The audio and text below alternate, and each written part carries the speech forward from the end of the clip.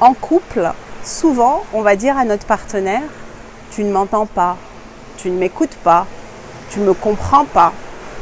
Et avoir l'impression d'être face à un mur et de ne pas être compris, comprise, entendu.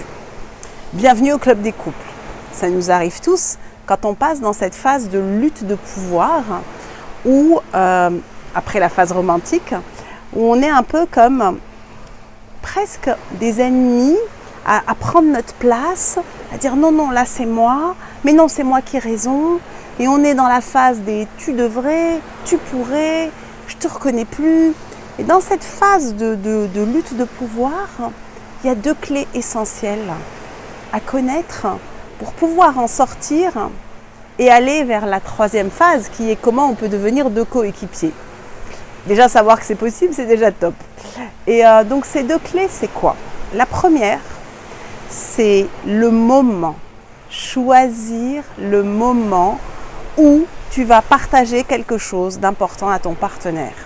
Peut-être qu'il est assis, tu as l'impression, ou elle est assise, qu'il n'est pas occupé.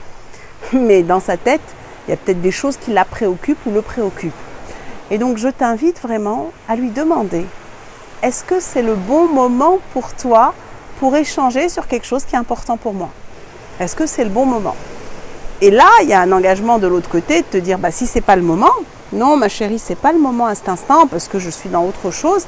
Par contre, si tu veux, tout à l'heure ou ce soir, on pourra en parler, je prendrai vraiment un temps pour toi. Et ça, c'est hyper important.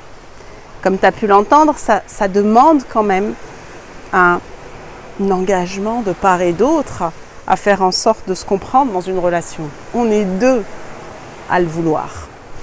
Et la deuxième chose, la deuxième clé très importante, c'est la forme.